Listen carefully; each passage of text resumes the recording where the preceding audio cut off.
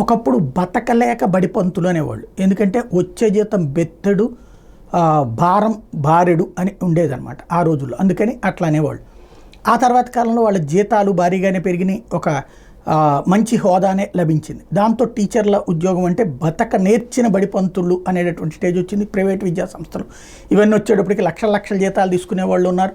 Government స్కూళ్ళల్లో కూడా కాలేజీల్లో కూడా లక్షల లక్షల జీతాలు. ప్రైవేట్ వాటిట్లలో వేలల్లోనే అతి పరిమితంగా తీసుకునే వాళ్ళు ఉన్నారు, అత్యంత తీసుకునే వాళ్ళు ఉన్నారు. కాబట్టి గతంలోకి మళ్ళీ బతకలేని బడిపంతులు కాదు, కానీ ఇప్పుడు కొత్త తరహా సమస్యలు వాళ్ళకి ఎదురవుతున్నాయి.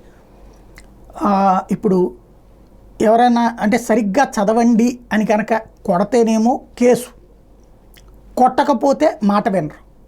అలాగే దారి తప్పుతున్నటువంటి పిల్లలతో పెద్ద సమస్య అయిపోతుంది. ఫర్ ఎగ్జాంపుల్ మొన్న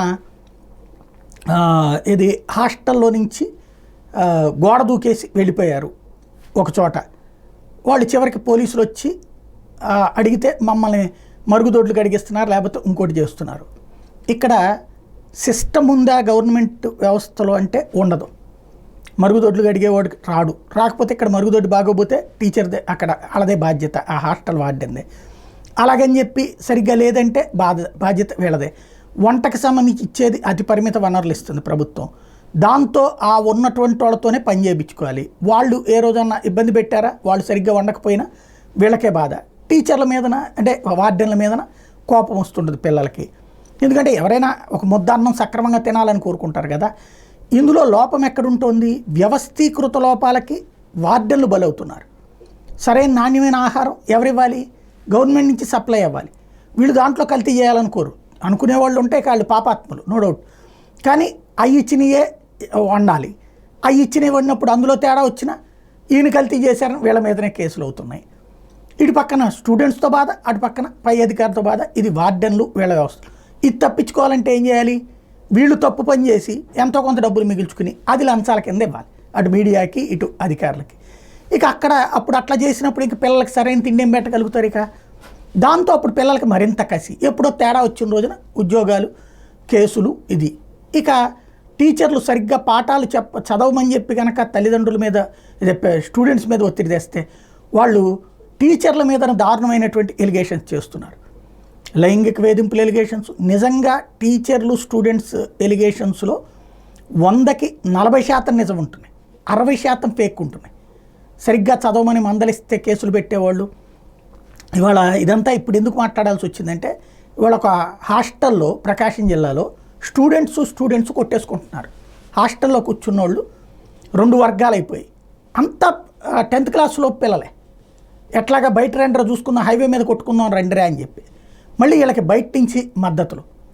పోలీసులకి చెప్తే పోలీసులు వచ్చి మందలిస్తే మళ్ళీ వార్డెన్ మీద కంప్లైంట్ చేస్తారు వీళ్ళు. అంటే ఇద్దరు చేస్తారు కంప్లైంట్, వాళ్ళని వదిలేశారు నీళ్ళు, వీళ్ళని వదిలేశారు. ఇక్కడ సమస్య ఏంటంటే తల్లిదండ్రుల యొక్క ప్రేమ ఒక ఎత్తు, అసలు మనకి ఆ విద్యా వ్యవస్థకి సంబంధించిన మూల స్తంభాలైన గురువుల మీద వచ్చినటువంటి ఒక అపనమ్మకం ఒక ఎత్తు. దీంతో నిజాయితీగా పనిచేద్దామన్నటువంటి టీచర్లు కూడా ఆవేదన చెందే పరిస్థితి. వాళ్ళు ఏదో ఒక కేసుల్లో ఇరుక్కోవడం, లేకపోతే అరెస్టుల ఆరోపణలు ఎదుర్కోవడం, మీడియాలో దొంగలు. ఇప్పుడు స్టూడెంట్స్ సంబంధించి వాళ్ళు చెప్పిన ఆరోపణే ఫైనల్ అయిపోతుంది, తల్లిదండ్రులు అదే డిసైడ్ అయిపోతారు, మీడియా అదే డిసైడ్ అయిపోతుంది. దాంతో బలిపశువులు అవుతున్నది టీచర్లు. ఒకసారి మా మాట ఏనంటారా అంటే ఏనరు, ఆ టైంలో కొట్టేస్తున్నారు. డాక్టర్ల సమస్య ఎట్లా వచ్చిందో ఆ మధ్యకాలంలో, డాక్టర్లకు కూడా హాస్పిటల్ మీద ఇదే కదా. పేషెంట్కి సీరియస్ కండిషన్లో తీసుకొచ్చారు. ఆ సీరియస్ కండిషన్లో పక్కన దీనికి సంబంధించిన ఫీజు గురించి ఇది చెప్తూనే ఉంటారు, ఇంకో పక్కన సీరియస్ అని చెప్తూనే ఉంటారు. ఈలోపు చనిపోయారనుకోండి, రైట్, మీరు లేట్ చేయడం వల్ల మేము ఫీజు కట్టలేదని, ఫీజు తెచ్చేలోపు మీరు ట్రీట్మెంట్ చేయలేదు అందుకే చచ్చిపోయారని హాస్పిటల్ మీద దాడులు, డాక్టర్ల మీద దాడులు. ఇవి వాటి మీద డాక్టర్లందరూ నిరసన చేస్తే కొత్త చట్టాలు వచ్చినాయి. కొద్దిగా ఏదో ఇవాళ పెద్ద ఎత్తున వాళ్ళందరూ యునైటెడ్గా పోరాటం వల్ల ఒకటి వచ్చింది. ఇక టీచర్లోనేమో ఎవరికాళ్ళు గ్రూపులుగా ఉంటారు. ఇంకోటి ఒక టీచర్ మీద ఆరోపణ వస్తే అది నిజమేనేమో అని ఇంకో టీచర్ అనుకుంటాడు, కానీ అయ్యో అట్లా ఉండకపోవచ్చు అని ఇంకో టీచర్ అనుకోడు. దాంతోపాటు ఆ టీచర్లలోనే ప్రమోట్ అయ్యి ఉన్నటువంటి ఎవరైతే అధికారులు ఉంటారో, డిఈఓలు, ఎంఈఓలు, వీళ్ళు ఈ మీడియా దెబ్బకి తట్టుకోలేక ఆ టీచర్లకు వ్యతిరేకంగానే వ్యవహరిస్తారు. టోటల్గా టీచర్లు అనేటటువంటి వాళ్ళు ఇవాళ తప్పు చేసేవాళ్ళు తక్కువ ఉన్నారు, తప్పు చెయ్యకుండా బలవుతున్నటువంటి వాళ్ళు ఎక్కువ అవుతున్నారు.